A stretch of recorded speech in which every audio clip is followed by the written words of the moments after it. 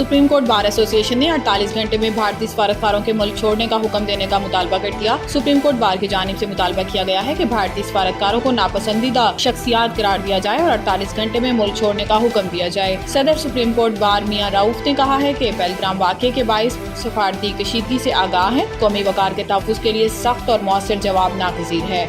इन्होंने कहा कि पाकिस्तान हर भारतीय इल्ज़ामात मुज़हिका केस झूठ का पलंदा और बेबुनियाद है। पहलगाम वाक़या मकबूजा कश्मीर में भारतीय बर्बरियत छुपाने की नाकाम कोशिश है। भारतीय फौज की सरपरस्ती में मकबूजा कश्मीर में बुनियादी हकूक़ पामाल किए जा रहे हैं और भारत मकबूजा कश्मीर में जंगी जुराइम से तवज्जो हटाना चाहता है।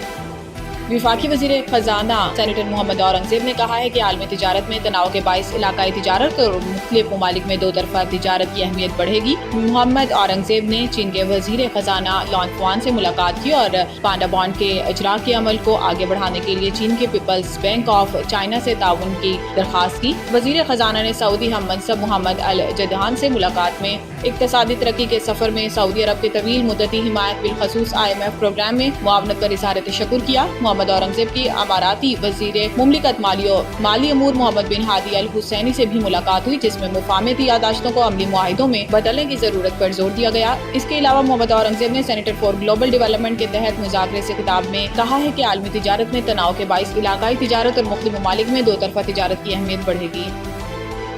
मुल्क के 23 सरकारी इदारों स्टेट ऑन इंटरप्राइजेस ने गुज़िश्ता 10 साल के दौरान कौमी खजाने का 55 खरब रुपए का नुकसान किया है और इसमें अगर सिर्फ कौमी एयरलाइन PIA की बात की जाए तो इसे 700 अरब रुपए का नुकसान हुआ। ये एक ऐसा इंकशाफ है जिसने एहतसाब और निजकारी की ज़रूरत को एक मरतबा फिर उजागर किया। बुध को कौमी असम्बली की कायमा कमेटी बराए निजकारी के इजलास में वज़ीर आज़म के मुशीर बराए अमूर निजकारी मोहम्मद अली की जानिब से पेश किए गए आदाद शुमार सरकारी शोबाजात में कई दुहाइयों से पाई जाने वाली नाअहली और बद इंतज़ामी पर रोशनी डालते हैं। कमेटी को ब्रीफिंग देते हुए इस बात का इंकशाफ किया गया कि मौजूदा 5500 में से सिर्फ 1500 यूटिलिटी स्टोर्स ही फहाल रहेंगे, जबकि माली लिहाज से बेहतर हालात वाले स्टोर्स की निजकारी का मंसूबा मौजूद है।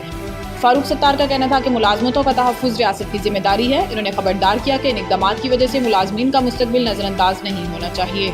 अमरीकी सदर डोनाल्ड ट्रंप ने कहा कि चीन पर मुनहसिर है कि टैरिफ कितनी जल्दी नीचे आ सकते हैं। अगले 2-3 हफ्तों में चीन के लिए टैरिफ तय करेंगे। गैर मुल्की मीडिया के मुताबिक अमरीकी सदर डोनाल्ड ट्रंप ने व्हाइट हाउस में मीडिया से गुफ्तगू करते हुए कहा है कि चीन पर आए टैरिफ में कमी का इन्हिसार चीनी क़यादत के अमल पर होगा। इन्होंने कहा कि अगले 2-3 हफ्तों में चीन के लिए टैरिफ तय करेंगे। अमरीकी सदर ने कहा कि चीन के साथ डीलिंग बहुत अच्छी करने जा रहे हैं। चीन को मुआहिदा करना ही पड़ेगा, जिसने मुआहिदा नहीं किया तो हम डील तय करेंगे। दूसरी जानिब ट्रंप ने कहा कि मेरा ख्याल है कि यूक्रेन और रूस के साथ हमने डील कर ली है। रूसी सदर पुतिन के साथ जल्द मुलाकात हो सकती है।